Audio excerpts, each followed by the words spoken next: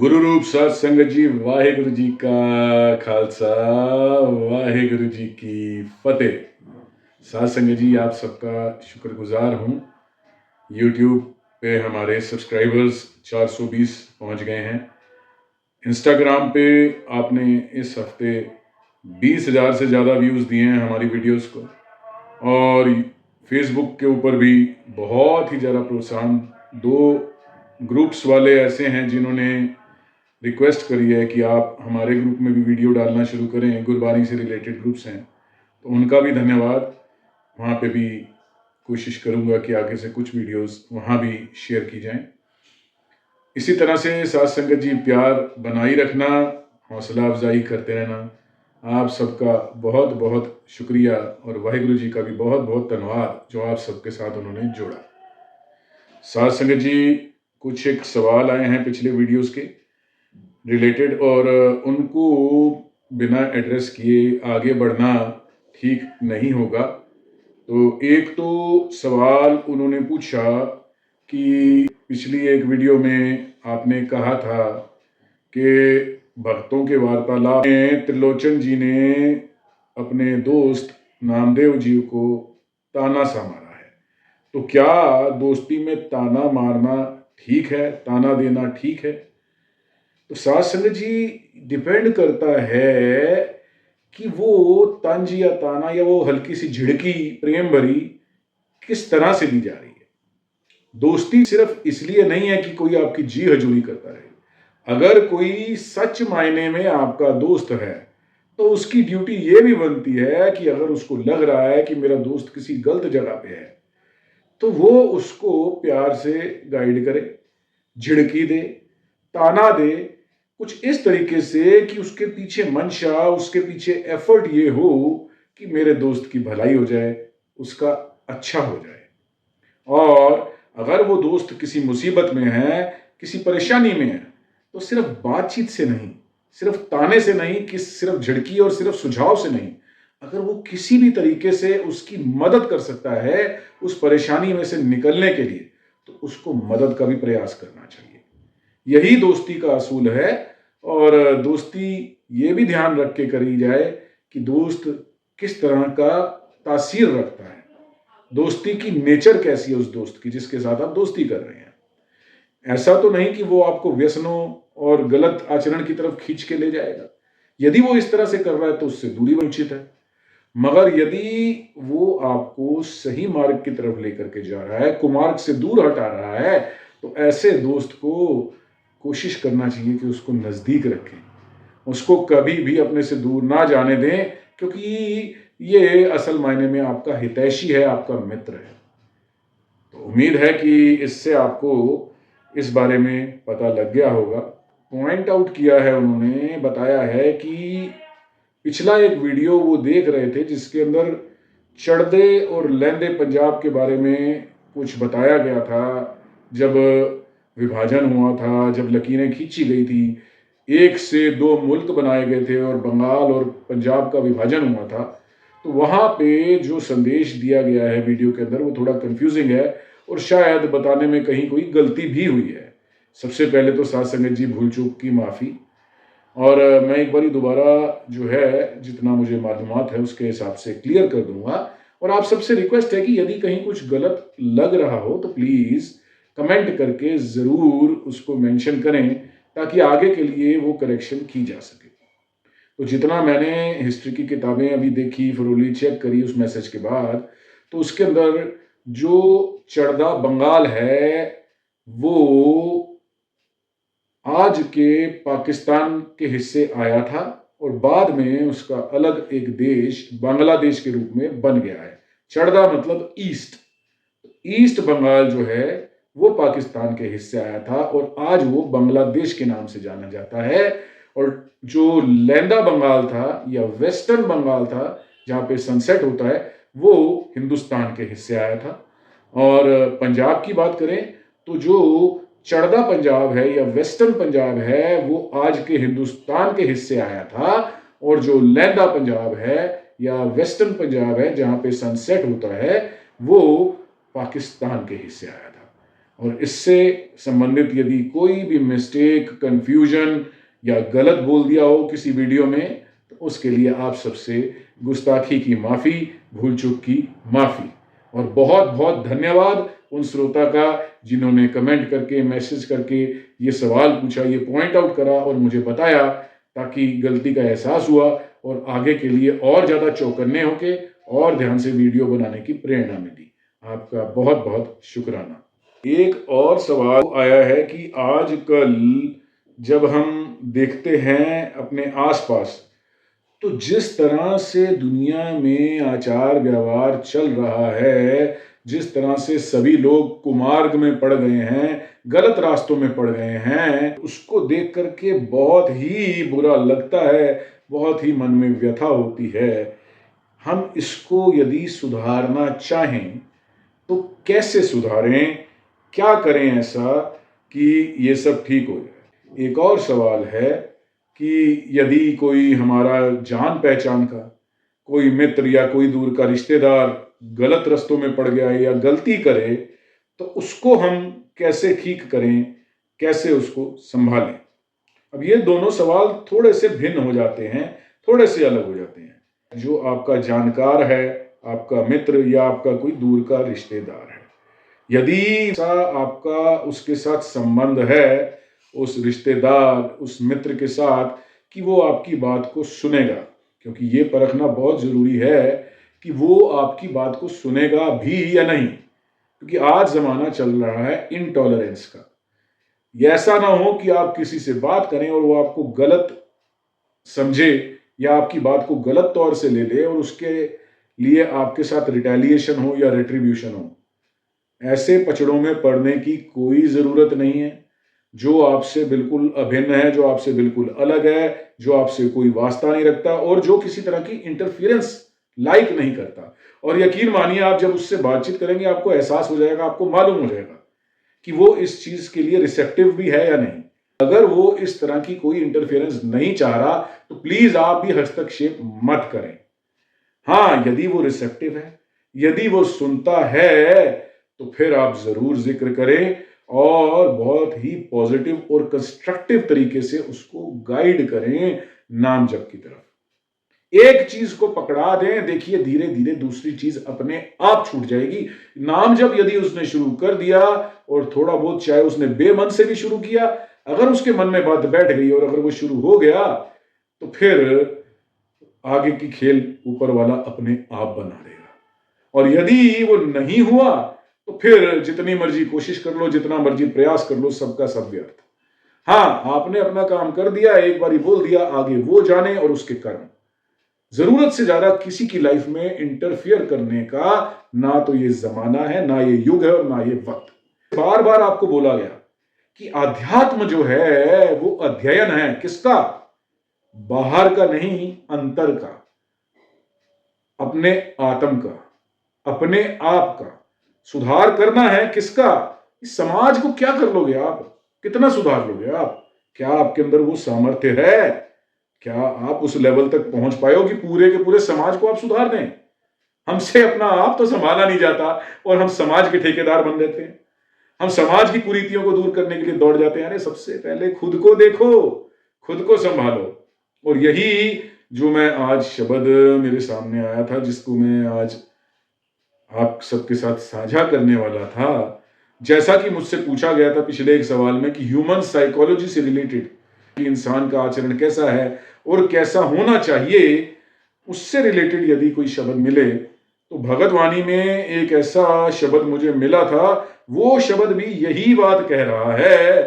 और बहुत पहुंचे हुए सूफी पीर शेख बाबा फरीद जी, उनका ये शब्द अंग 1377 पे श्लोक शेख फरीद जी दे के रूप में दर्ज है। शब्द के अंदर फरीद जी के अलग अलग श्लोकों का, जैसा मैंने पहले बताया था, अरेंजमेंट कुछ इस तरीके से है कि एक के बाद एक वो कुछ डिटेल में आपको बता रहे हैं।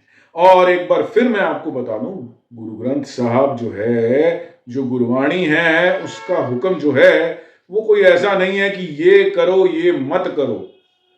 कुछ निषेध करने के लिए, प्रोहिबिशंस, रिस्ट्रिक्शंस रिस्ट्रिक्शंस कभी किसी पे काम ही नहीं करी।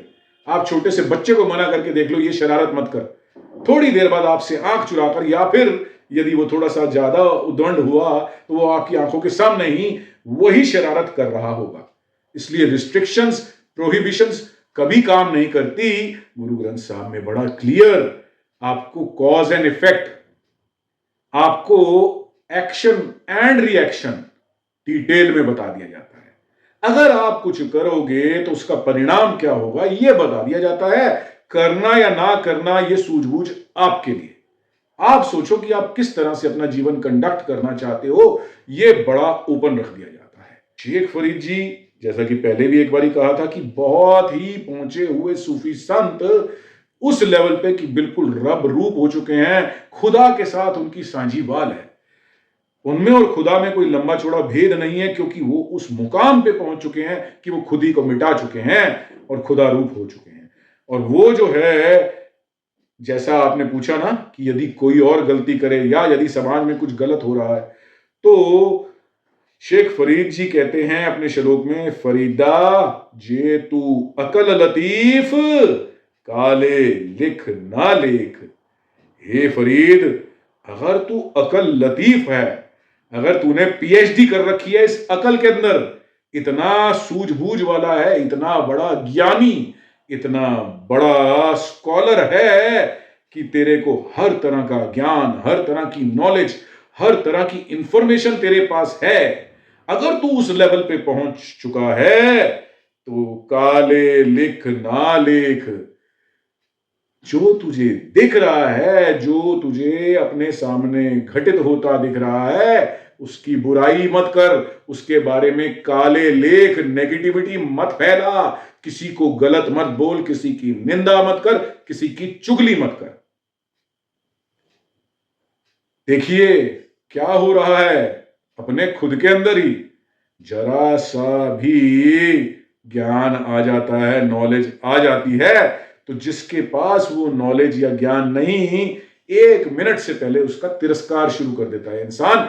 इतनी ज्यादा गलत आदत है इंसान की। जबकि करना क्या चाहिए कि काले लिख ना लेख, किसी की भी निंदा, किसी की भी बुराई, किसी की भी चुगली नहीं करनी चाहिए। तो फिर क्या करना है? फरीद साहब कहते हैं, आप नड़े गिरीवान में सिर नीवा कर देख, एक बारी सिर नीचा कर। यानी कि अपनी जो ये मति, अब ये फिजिकली नहीं कि आप सामने देख रहे हैं और सिर को नीचा कर दिया, ये तो लिटरल मीनिंग हो गया कि गिरेबान के अंदर झांक करके देख अंदर क्या है। ये लिटरल मीनिंग नहीं। आप नड़े गिरीवान में, जो ये सिर नीवा, ये सिर जो है, जो ये मति है, इसको अंतर्मुखी कर, अपने अंदर लेकर के जा। तू अगर देख रहा है कि मैं अकल का लतीफ हूं, मैं इतना नॉलेजेबल हूं, मेरे पास सारा ज्ञान आ गया है, तो उस ज्ञान का जो भी निचोड़ है उसको अपने ऊपर एज अ कसौटी, एज अ टेस्टिंग बोर्ड लागू कर, चेकआउट कर कि उस ज्ञान पे मैं खुद कितना खरा उतर रहा हूं। कमी देखनी है तो अपनी देख निकाल, और फिर अलग अलग तरीके ढूंढ कि मैं जो ये कमी मेरे अंदर आ गई है, इसको मैं कैसे रिमूव कर सकता हूं, मिनिमाइज कर सकता हूं, कैसे मैं अपने आप को अपने एक बेटर वर्जन के अंदर कन्वर्ट कर सकता हूं, अपने आज का जो लेवल है उससे मैं कैसे लेवल अप कर सकता हूं। और वो कब होगा? ये देखकर वो कभी भी नहीं होगा कि समाज में क्या हो रहा है, किसी दूसरे ने गलत कर दिया, किसी दूसरे ने ऐसा कहा तो क्यों कहा, किसी ने ऐसा किया तो क्यों किया, उसमें ये बुरा है, उसमें ये गलती है, इससे वो कतई नहीं होने वाला। तो वो होगा कैसे? अंतर्मुखी। ये जो सिर है इसको नीचा करना है, यानी कि जो मत है इसको अंदर की तरफ उतारना है, अपने हर कार्य का एनालिसिस करना है। एनालिसिस करके उसके अंदर जो पॉइंट्स ऑफ इंप्रूवमेंट है कि मैं यहां यहां यहां इस तरह से सुधार कर सकता हूं, वो पॉइंट्स ऑफ एनालिसिस निकालने हैं और फिर उसको इंप्लीमेंट करना है।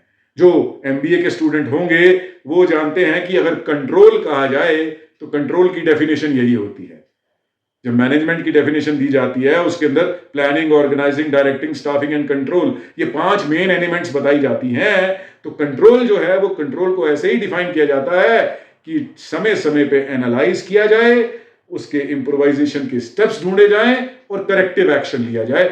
यही कंट्रोल अपने ऊपर रखना है, ऐसा फरीद जी ने आपको कह दिया कि आप नड़े गिरिवान में सिर नीमा कर देख। एक सवाल पहले भी आया था कि यदि कोई मेरे साथ लगातार नफरत कर रहा है, मेरे साथ गलत व्यवहार कर रहा है, मुझे फिजिकली, इमोशनली, मेंटली, फाइनेंशियली किसी तरीके से नुकसान पे नुकसान पहुंचाता चला जा रहा है, तो मेरा फर्ज क्या बनता है? देखिए, इसमें भी 2 सिचुएशनल रिएक्शंस बनते हैं। पहला तो ये है कि जो आपका सही है और आपके ऊपर इस तरह का कोई भी एक्शन हो रहा है तो आपने पीछे नहीं हटना, डटकर उसका मुकाबला करना है और जो भी उचित है वो एक्शन आपने लेना है। अन्याय को चुपचाप सहना कहीं पर भी लाजमी नहीं और उसके लिए प्रतिकार करना जरूरी है। ये तो एक पार्ट हो गया। अब दूसरा पार्ट ये आता है कि उसमें आपका बस ही नहीं है, आप उस चीज के लिए कुछ नहीं कर सकते बिकॉज वो आपके स्कोप से बाहर की चीज है।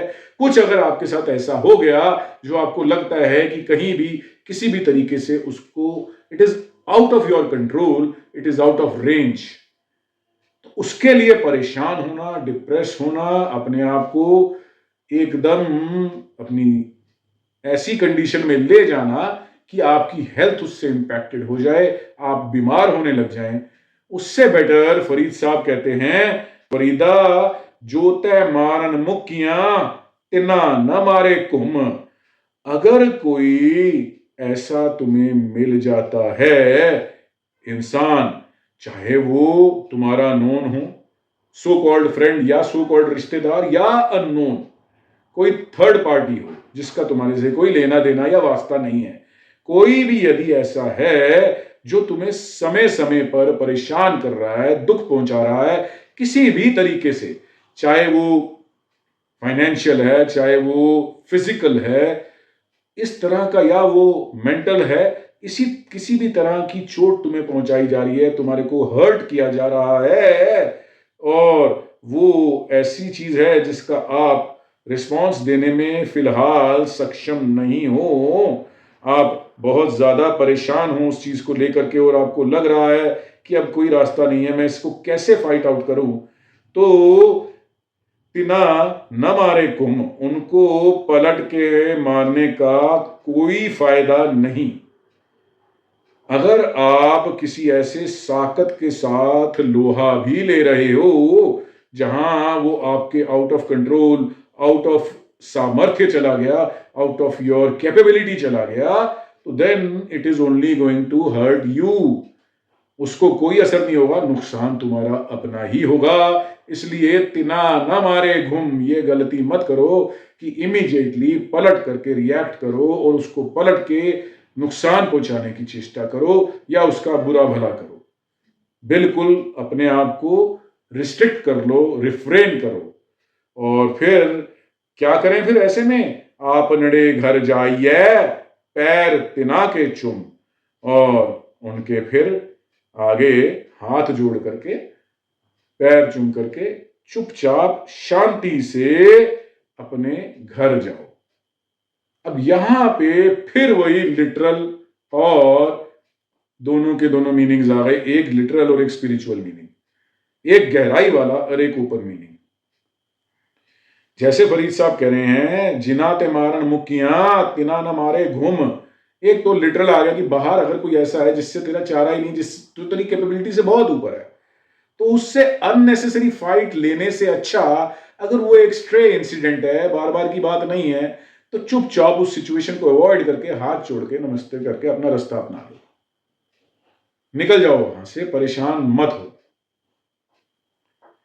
और दूसरा मीनिंग ये आ गया, यदि अंदर से कोई विकार तुझे बार बार चोट पहुंचा रहा है, काम की चोट आ रही है बार बार, ये मन भटक रहा है, मन ही तेरा बैरी हो गया, मन ही तेरा दुश्मन बन गया और तुझे चोट पे चोट दे रहा है। कभी काम की तरफ प्रेरित कर रहा है, कभी क्रोध की तरफ प्रेरित कर रहा है, कभी ये तेरे को मोह की तरफ प्रेरित कर रहा है, कभी लालच में फंसा रहा है, कभी डरा रहा है और मन पे तेरा बस नहीं चल रहा, तो फिर शांत अवस्था में आ जाओ, अपने घर में आके टिक जाओ, अपने आत्म की तरफ पूरा ध्यान केंद्रित कर दो, नाम जप के ऊपर पूरा ध्यान लगा दो।